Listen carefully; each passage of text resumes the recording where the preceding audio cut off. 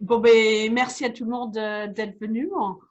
Et je sais qu'il y a certains ici qui sont déjà vu la conférence que j'ai faite la dernière fois. Donc, il risque d'avoir quelques petites répétitions, mais je vais tenter d'y aller rapidement sur les choses qui sont un peu évoluées depuis les dernières fois qu'on a parlé ensemble.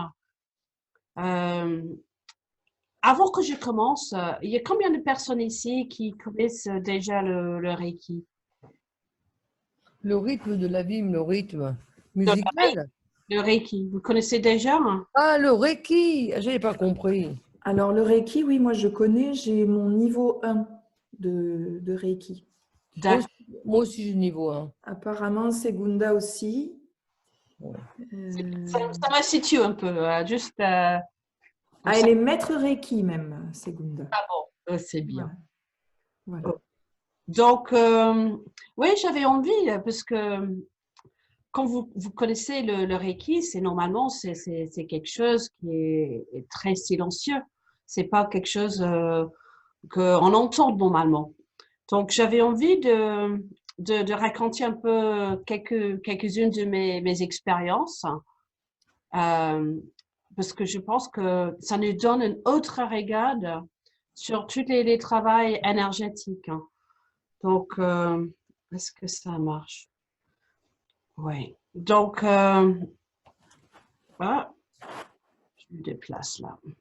Oui, donc, pour ceux qui connaissent pas, et je pense qu'il y a certains qui vont peut-être regarder cette conférence après, qu'est-ce que c'est le Reiki? Souvent, on a l'impression que c'est un soin énergétique et c'est quelque chose, c'est juste une méthode de guérison, c'est une technique. On voit beaucoup de choses qui parlent juste de guérison, des soins, d'aider les gens qui sont malades. Et juste pour vous donner plus d'une idée, quand je parle de Reiki, oui, ça fait un parti, mais ça fait ça de Reiki. Quand je suis en train de m'en servir du phrase Reiki, c'est-à-dire, je suis vraiment en train de penser de tout ce qui existe. C'est bien plus large que juste un soin énergétique. C'est vraiment, on est en train de discuter, de parler de la conscience. Et c'est la même énergie qu'on trouve en Qigong, en acupuncture, en shiatsu. Donc, parce que je suis enseignante Reiki, je vais parler de Reiki et mes expériences Reiki. Mais c'est juste pour vous dire qu'en fait, je parle vraiment globalement de tout ce qui est Chi, Ki, Prana, la bio, la lumière.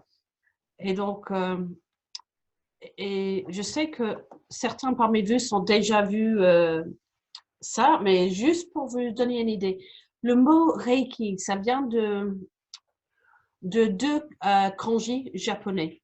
C'est un système, une technique japonais qui nous aide sur beaucoup de plans. Et le mot rei, si on prend un dictionnaire japonais et un dictionnaire anglais ou un dictionnaire français, on va avoir beaucoup de... C'est pas comme on prend un dictionnaire anglais et un dictionnaire français. Quand on a les phrases comme un mot comme fenêtre, c'est un window, une porte, c'est un door. En japonais, ils parlent plus des concepts. Hein. C'est vraiment beaucoup plus vague. Donc, il y a beaucoup plus de nuances. Donc, quand on voit le kanji rei, on peut avoir peut-être 16 mots différents.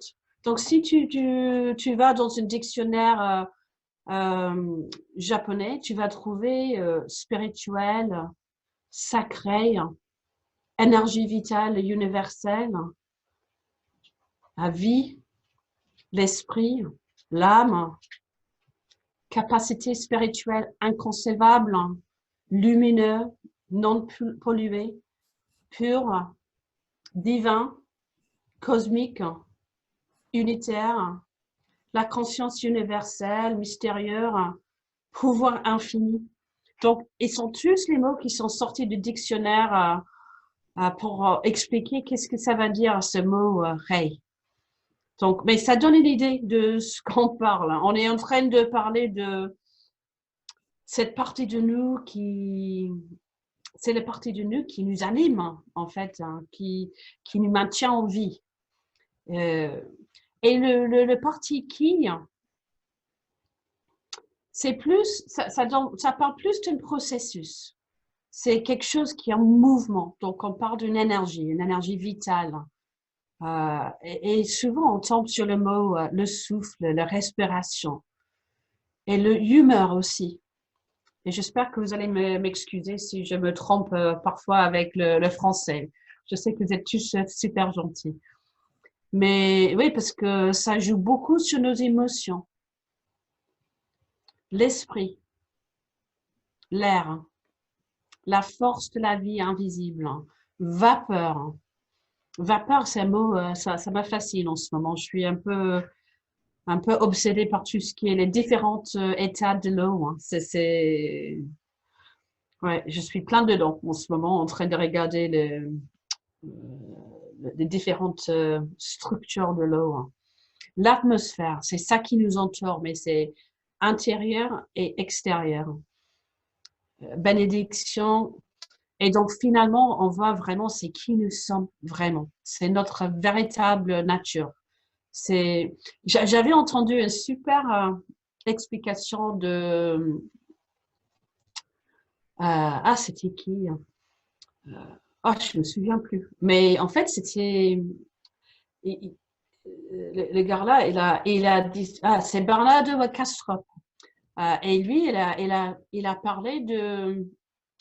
Il voit l'univers ou le Reiki ou cette truc qui est beaucoup plus large, beaucoup plus vaste que nous, comme une grande fleuve.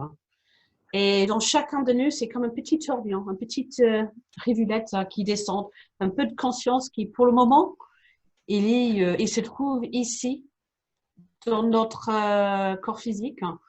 Mais donc, pour l'instant, il est concentré dans ce petit corps que je m'appelle Peter.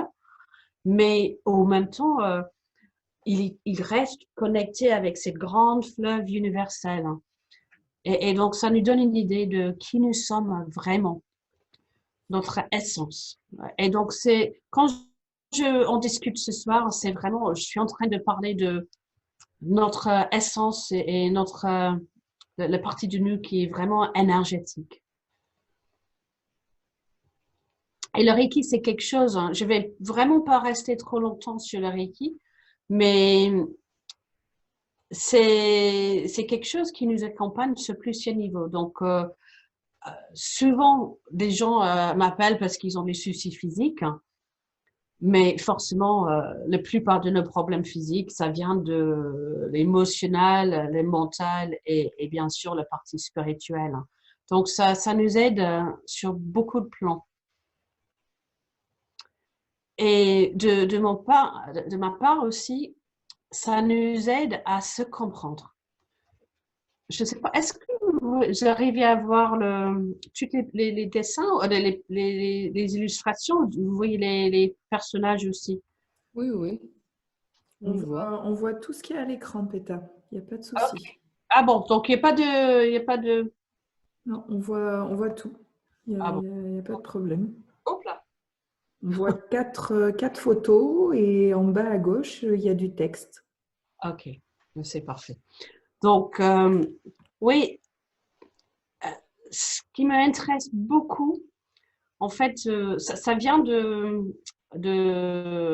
c'est un parti à l'origine de Reiki, ça vient vraiment d'une partie de bouddhisme, c'est un peu plus ésotérique. Et ça nous aide à se comprendre et de comprendre notre connexion avec la planète, avec la nature, avec les aliments. Et donc, une grande partie de notre pratique, qu'on fait beaucoup moins aujourd'hui, surtout en Europe, mais avant, ils ont fait beaucoup de méditation sur les éléments. Qu'est-ce que ça va donner, qu'est-ce que ça va dire l'eau? c'est quoi les qualités de l'eau, c'est quoi les qualités du feu. Euh, et, et à droite, là, on voit, mais de se comprendre. Qu'est-ce que j'ai comme peur? Hein? Comment je peux confronter mes peurs? Comment je peux avoir une force mentale pour pas avoir peur, pour pas sentir le froid? Comment je peux travailler en partenariat avec les éléments? Et donc, et c'est ça, c'est cette connexion avec les éléments, ça m'intéresse beaucoup. Et aussi, ça nous aide à avoir les réponses on peut avoir une question sur n'importe quel sujet et ça nous aide à aller dans un autre état de la conscience pour avoir les questions, les réponses face à les questions de la vie et surtout en ce moment, dans cette période-là, on est confronté quand même avec les grandes questions. On est vraiment dans une période de grands questionnements. Et là, on peut dire, mais j'ai aucune idée comment le mental, il n'est pas capable de savoir comment s'en sortir. Mais avec le Reiki et d'autres méthodes de méditation, on peut quand même se mettre dans un autre état de la conscience pour avoir une perspective un peu plus large. Je ne vois pas ça comme quelque chose qui est indépendant de moi. Ça fait toujours partie de moi, mais c'est la partie de moi qui a une perspective beaucoup plus vaste. Et donc, toute cette, ouais, accéder différents états de la conscience et vraiment de se comprendre qui nous sommes et comment on est interconnecté de l'un avec les autres et avec la nature aussi. Pour moi, ça me paraît indispensable. Et on a l'impression que quand on parle des soins Reiki, on parle souvent des choses qui sont faites en personne. Donc, mais forcément, c'est pas toujours le cas. On peut très bien travailler à distance parce que finalement, tout existe ici et dans le moment présent. Et moi, je suis persuadée, je suis vraiment juste, je me vois plus comme un diapason. Et c'est la personne lui-même qui fait le propre travail. C'est moi, je viens juste de réveiller un petit quelque chose en disant, ah oui, je te connais, je vois ton vrai soi et c'est eux qui font les soins. Donc, les soins Reiki, ça peut se faire n'importe où mondial. Et il y a quelques années, j'ai commencé, j'habite vraiment dans une plaie perdue en Bretagne. Et vous avez entendu quand je parle français, je cherche toujours le mot. Donc, pour moi, j'avais une période, c'est beaucoup plus simple si je commence à travailler en anglais. Et j'avais une drôle d'idée de travail à distance, mais par Skype. Et,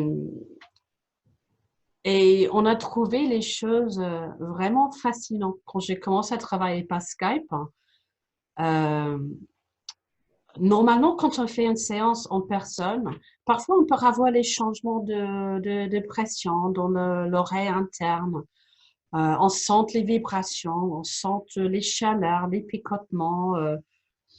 Mais quand on travaille par Skype, euh, je me suis vite rendu compte qu'en fait, il y a une interaction avec je ne sais pas si c'est avec le Wi-Fi ou avec le champ électromagnétique, mais quand même, il y a une interférence.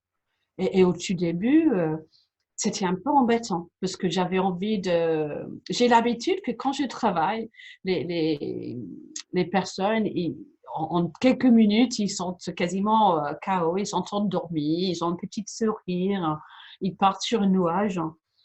Et j'avais vraiment l'idée de mettre un peu de musique et laisser les gens tranquilles.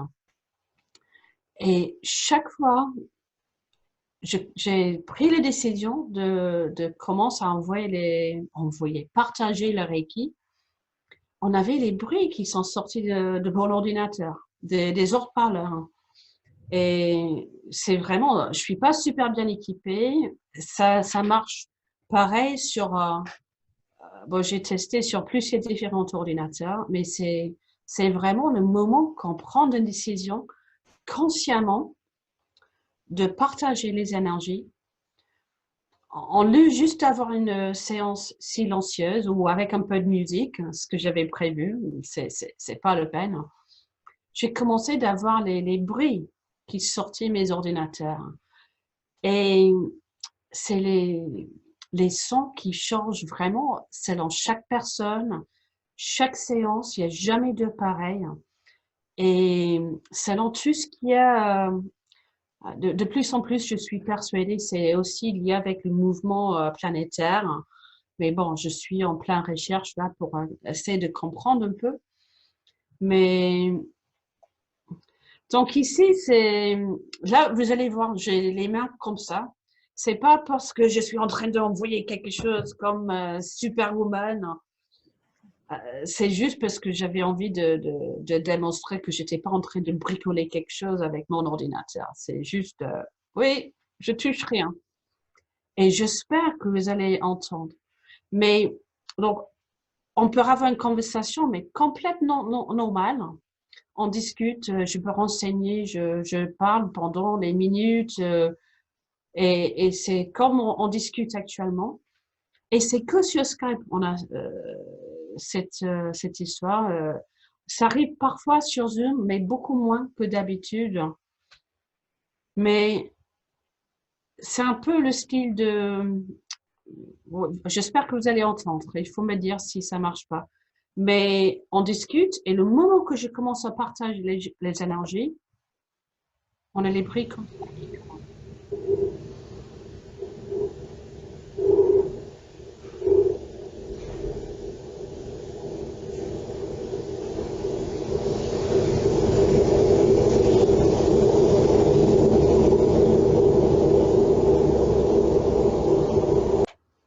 Vous arrivez à entendre ça? Ben oui, mais oui, on entend. Donc, c'est vraiment, ça c'était, j'entends très rarement cette bruit-là maintenant parce que, mais pendant une période, on avait beaucoup d'éruptions solaires et on avait souvent cette bruit-là et ça correspondait très bien avec le moment, on peut y aller sur le site de Space Weather de NASA et en fait, ça correspondait très très bien le timing des éruptions solaires et les bruits qui sortent de l'ordinateur. Là, forcément, c'est un enregistrement et c'est pas super fort. Mais quand je suis à la maison, euh, on a carrément toute la maison qui vibre. On a les poutres qui vibrent. Et ma fille, elle était à l'époque, elle était plus jeune, elle était à la maison et elle dit ah maman, elle travaille encore parce qu'on entend vraiment c'est et différents bruits pour différentes séances pour différentes personnes. Donc euh, généralement, quand les gens sont décontractés, on entend un bruit un peu comme ça.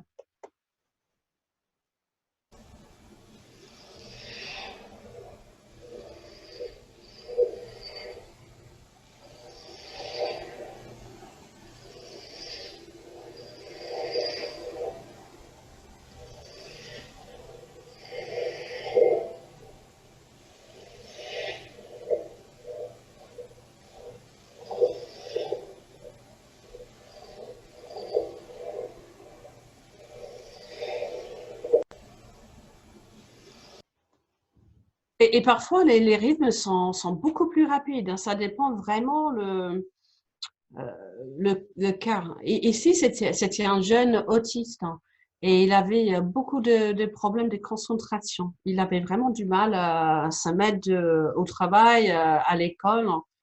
Mais quand on entend ce qu'il a dans son, je pense, dans son champ énergétique, on comprend un peu mieux.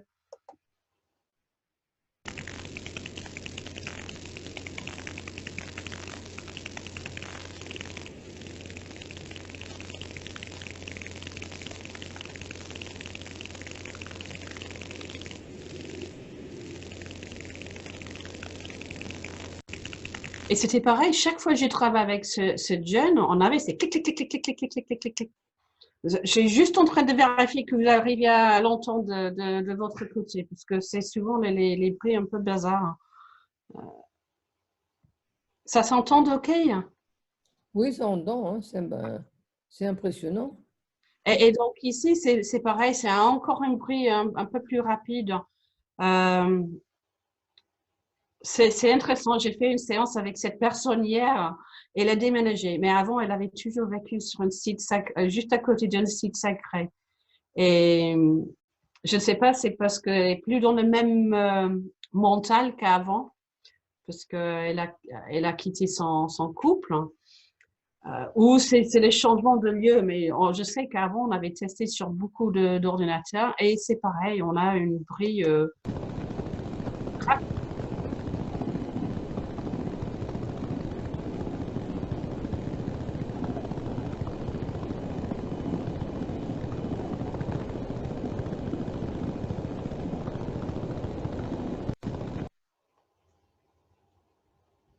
Et parfois, ils sont vraiment très graves, hein.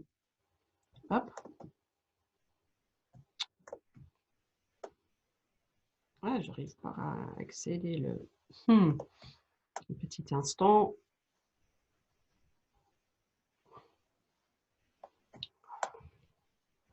Voilà. Et ici, c'était juste après j'ai visité un site sacré et j'ai fait une séance avec quelqu'un aux États-Unis et c'était le moment de l'équinoxe. Et j'avais une expérience assez bluffante.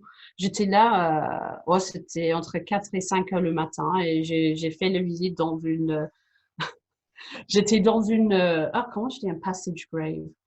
C'est un dolmen. Et j'avais envie je sais pas, j'avais ça dans ma tête, j'avais envie de voir, mais qu'est-ce que ça donne dans cette dolmen au moment d'équinoxe. Et j'ai trouvé que c'était un peu bluffant, parce que habituellement, j'ai toujours les fréquences dans mes oreilles, hein. C'est un peu comme les acouphènes, c'est beaucoup plus aigu et beaucoup plus fin. Et 2 minutes avant l'équinoxe et 2 minutes après, c'était complètement silencieux. Et ça m'a vraiment marqué, le fait que j'avais cette silence total. C'était comme j'étais au centre d'une vortex. Et après, j'ai fait une séance avec quelqu'un aux États-Unis. Et ça me vraiment, j'avais vraiment l'impression d'un homme presque. Et souvent, je pose les questions. C'est ça qu'on essaie d'imiter quand on fait le homme. Hop, allez.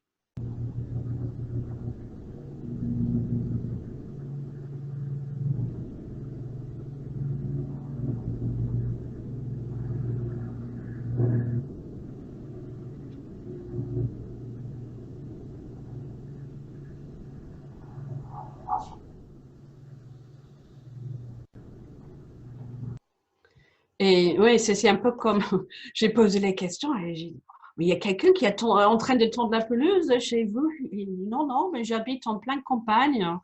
Il n'y a personne à côté de chez nous. Et pareil pour nous, on habite vraiment, on n'avait pas de voisinage, pas de bruit, hein. Mais on avait pendant toutes les séances, pendant 40 minutes, on a entendu bouh. Et ouais, et vous allez voir après, hein, il y a des choses très intéressantes qui sont liées avec cette séance. Et parfois, ils sont très aigus.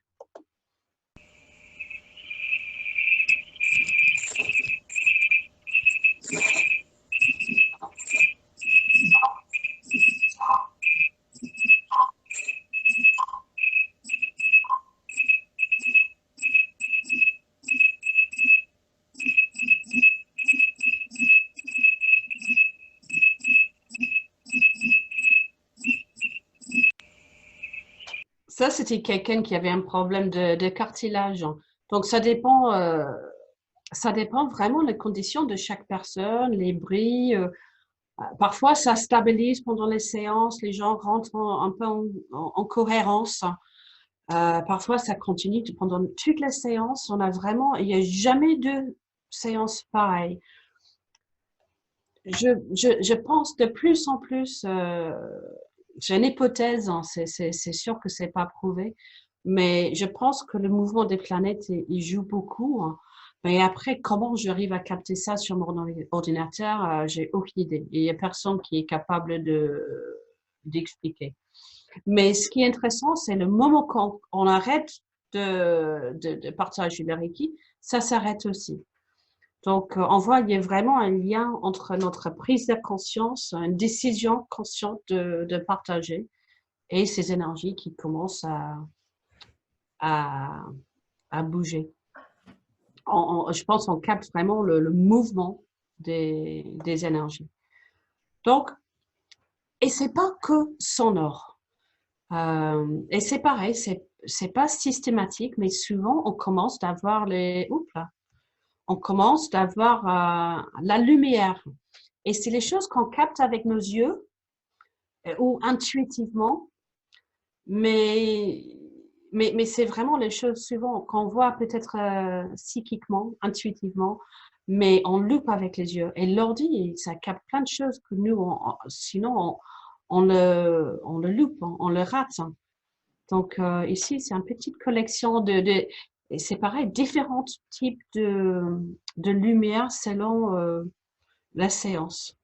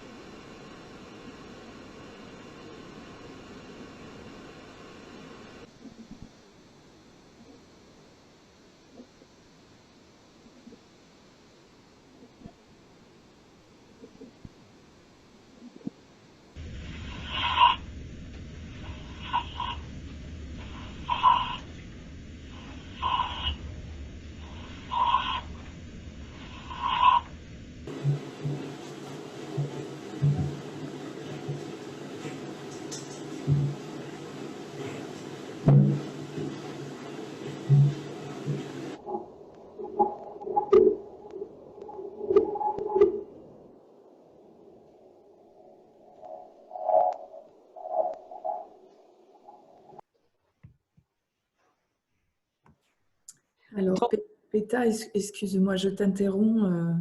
Oui. J'ai une question d'Evelyne qui demande si les sons ne sont pas relatifs à certaines pathologies. Je pense que oui, mais je pense que c'est plus complexe. Je pense que les thèmes plutôt, je pense que c'est peut-être plus lié avec notre état émotionnel, mais forcément les états émotionnels, les émotions, ils provoquent les soucis. Par exemple, la colère, souvent ça se stocke sur la foi. Le ressentiment, souvent, se trouve sur la rate ou le vestibulaire. Et donc, ça dépend, mais c'est sûr qu'il y a des thèmes, mais je pense que je sais que, bon, on va finir un peu plus tard Oui. sur le stress, hein, mais il y a vraiment, pour moi, il y a vraiment une brille très spécifique pour un état de stress, hein. Là, aujourd'hui, pour moi, c'est flagrant. Le moment que j'entends ça, je sais qu'est-ce que c'est. Euh, j'ai testé avec, j'ai demandé à une trentaine de personnes de faire les séances avec moi qui avaient tous un peu le même type de maladie. Et j'ai choisi les maladies selon les mouvements des planètes. Et ce qui était intéressant, ils avaient, dans toutes les séances, on avait les mêmes fréquences qui étaient présentes. Et ils avaient tous les mêmes symptômes, les problèmes à cette époque-là, j'étais vraiment conscient d'une conjonction de Pluton et Saturne. Et Saturne, souvent, ça représente dans tout ce qui est structure, tout ce qui est os, les dents, les problèmes dentaires, le peau, hein. Donc les problèmes de peau. Et chaque personne dans cette séance-là, ils avaient les mêmes 5 ou 6 fréquences qui étaient présentes. Mais ils avaient aussi d'autres choses et c'est pareil, c'est juste une hypothèse, mais je pense que ça dépend aussi la thème astral de chaque personne, ou peut-être l'environnement de chaque personne, parce que on- tu es toujours en train d'évoluer. On n'a jamais la même situation deux fois. On peut avoir deux personnes, mais on n'est peut-être pas dans le même endroit, euh, on n'est pas dans les mêmes humeurs. Il y a changement barométrique.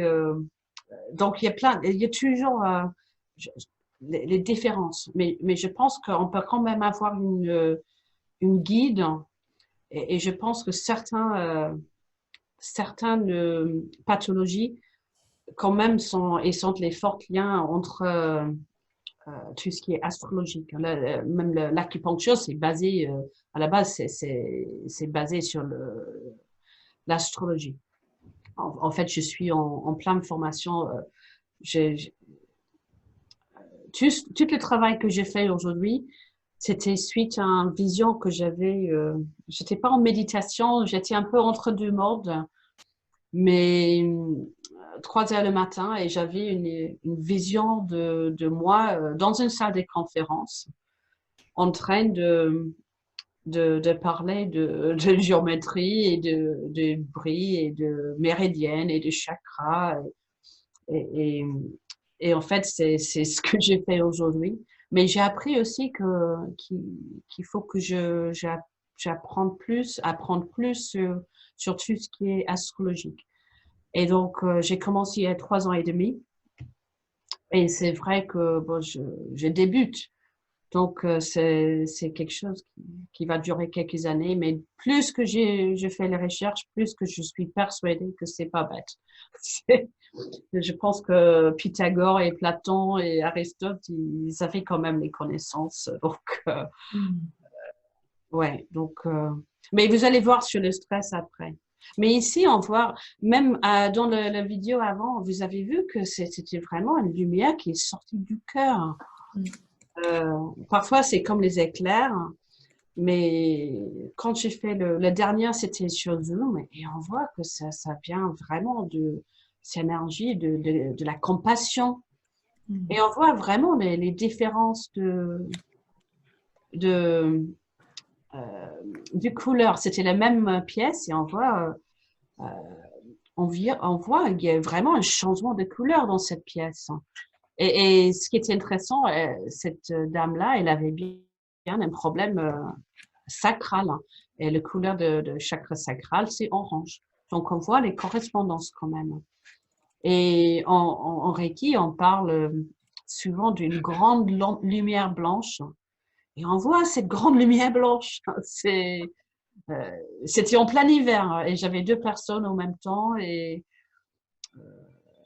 dans deux endroits différents. Et tous les deux, on a vraiment vu cette lumière blanche.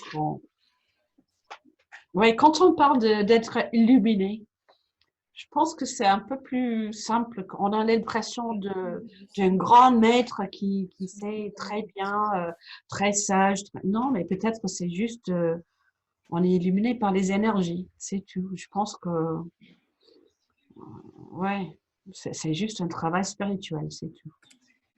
C'est tout. Et parfois, on voit même dans cette vidéo-là, on avait un vortex violet qui s'est formé derrière et c'était présent pendant quasiment toutes les séances. Pendant 20 minutes, on avait cette vortex qui s'est tournée là. C'était rigolo.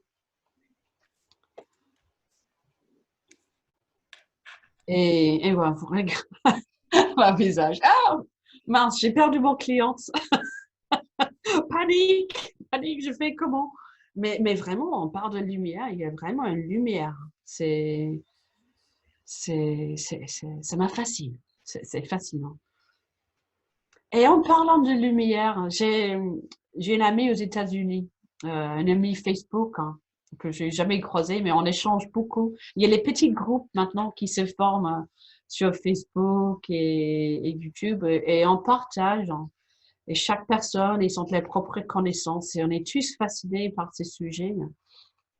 Et, elle a partagé une vidéo de son fils que et qui a fait une démonstration pour ses devoirs, je pense. Il s'est filmé pour ses devoirs à l'école. Et je suis un peu à ce niveau-là. Je suis pas du tout scientifique, donc j'apprends avec les enfants de 5-6 ans, moi. Mais il a travaillé avec un oscillateur, avec une photocellule, et il était capable de contrôler la sonorité avec la lumière. Et ça restait un peu dans ma tête. Je dis, ah, c'est intéressant. On a les bruits et les lumières. Et vous allez voir.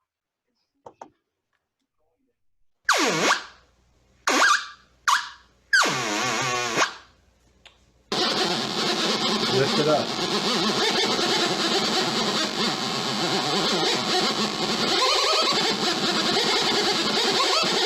Take it away.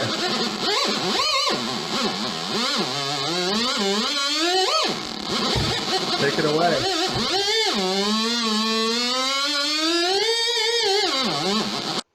Ouais, donc c'est intéressant. On a la lumière qui change quand même la sonorité. Donc, après, je ne sais pas plus que ça, mais c'est noté. C'est noté. Et quand j'ai parlé de cette vision, j'avais vraiment une image d'une géométrie. J'étais dans une salle de conférence en cette vision. Et derrière moi, il y avait un grand écran blanc et j'avais quelqu'un sur une table de massage et j'ai passé mon main. Et pendant que j'étais en train de passer la main, j'avais les géométries qui a changé en permanence. Et il y a quelques années plus tard, après cette vision, j'étais en train de regarder un TEDx sur YouTube et c'était sur la cinématique. Et je dis, oh, le moment que j'ai vu ça, je dis, ah, c'est ça que j'ai vu derrière moi. Et donc, j'avais la grande chance de prendre contact avec John Stuart Reid. Et il est vraiment, je ne sais pas comment je dis, un pioneer. Il prend de l'avance quand même. Et il est ingénieur d'acoustique et il était hyper gentil. J'avais appelé un jour en disant, ben, je pense que j'ai une idée. Je suis persuadée qu'on sera capable de voir le Reiki avec les cinématiques. Et il m'avait dit, mais oui, je ne doute pas, mais il faut que j'ai les fichiers sonores. Et comme vous avez entendu, j'avais quand même enregistré quelques séances et j'avais les bruits, les sons qui sont sortis de mes séances de Reiki. Donc, je suis passée le voir en Angleterre. Et donc, vous voyez ici, je ne sais pas si... Ah non, ok. Donc, ici, au milieu, il y a une toute petite bac d'eau. Et donc, on n'ajoute pas beaucoup d'eau.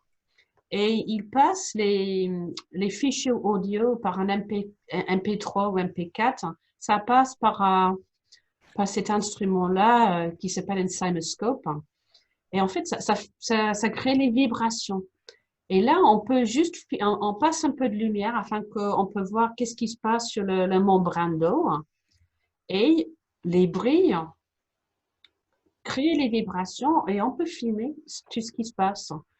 Et ils avaient aussi m'ont mis dans une cage Faraday pour voir est-ce que ça change des choses. Si je suis enfermée dans le noir comme un champignon, ça n'a rien changé parce que forcément, cette énergie existe partout. C'est une énergie vraiment qui existe partout au même moment. Ça n'a rien changé. Mais il avait envie de tester.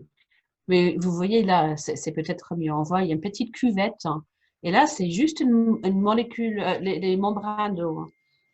Et on peut faire aussi, on n'a pas besoin de quelque chose de très complexe.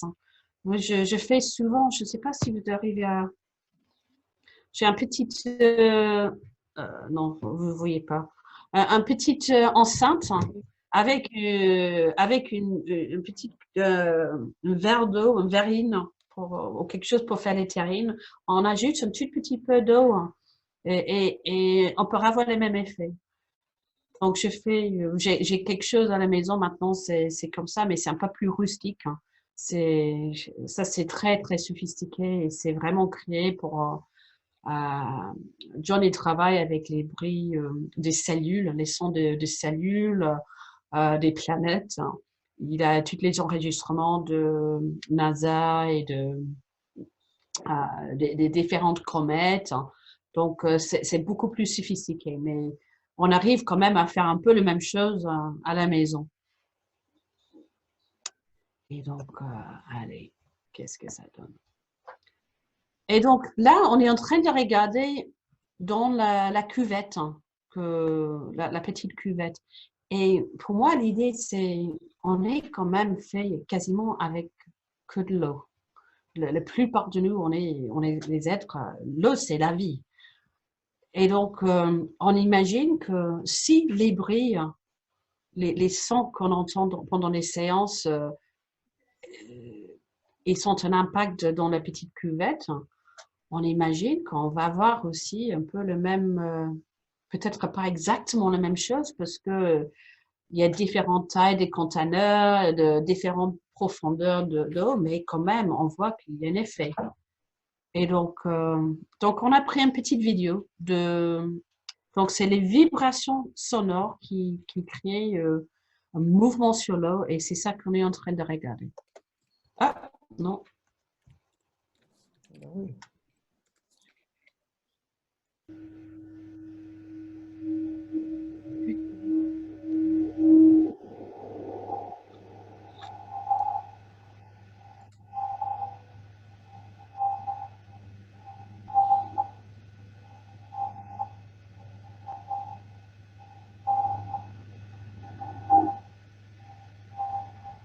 Donc là, j'ai carrément c'était une séance qui a duré 40-45 minutes. Et l'eau, elle est en train de bouger en permanence pendant cette séance. Et ce qu'on peut faire, on peut faire les analyses. Moi, pas moi, parce que je suis pas scientifique, mais on peut voir un peu quelle fréquence, qu'est-ce qui se passe pendant les séances, quel processus, quelle forme, euh, qu'est-ce qui se passe au niveau des polarités. Et on peut les prendre en photo aussi. Donc, au lieu de juste avoir une vidéo, on prend les images. Donc, ça, c'est une image qui est sortie de cette séance-là. Et j'ai jamais regardé l'ADN moi-même sur le microscope, mais les gens me disent que c'est exactement la même géométrie que le bout de ADN. Et donc, ça, c'était juste une image qui est sortie de cette séance. Mais on voit les formes vraiment très précis. On voit les mouvements, les nodes, euh, les structures géométriques assez importants. Et vraiment, c'est très clair, hein. C'est très précis. On voit vraiment les structures.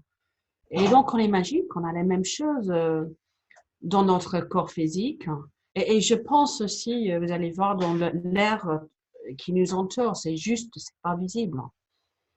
On voit vraiment, il y a plein de vortex.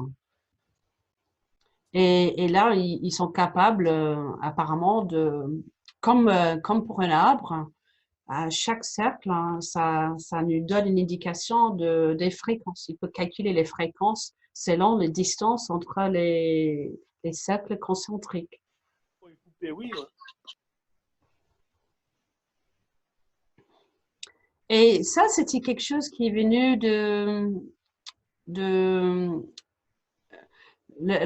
home qu'on a entendu avant. Sur la gauche, là, c'est quelque chose qui était... j'essaie de vous baisser là. Oui, sur la gauche, c'est une forme qui est sortie de cette séance. Et à droite, c'était une image que John Stewart Reid, il a pris quand il a comparé les fréquences qui sont liées avec chaque onde de cerveau. Donc, on a alpha, bêta, theta. On a tous ces états-là. Ça, c'était les fréquences theta. Et c'est le même état de la conscience qu'on a quand on est vraiment sur un état d'hypnose ou en méditation très profond. Et je trouvais c'était rigolo qu'on a cette même structure qui était présente pendant une séance de Reiki. Et quand on est vraiment hyper décontracté, le lâcher prise totale pendant la méditation et sous hypnose. Et comme par hasard, ça correspond avec le tétragrammatum de Kabbalah. Et on voit même les situations des vortex qui correspondent aux images. C'est génial, je trouve. Et ça correspond aussi, on voit, ça c'est quand on voit les représentations sanskrites pour les chakras, ça c'est le chakra du cœur. Oh, ouais, le chakra du cœur. On a la flamme de vie. Ça, on voit dans les cercles à côté de Avebury, dans les céréales, le cube de Métatron. En fait, on se tombe vraiment sur les mêmes géométries.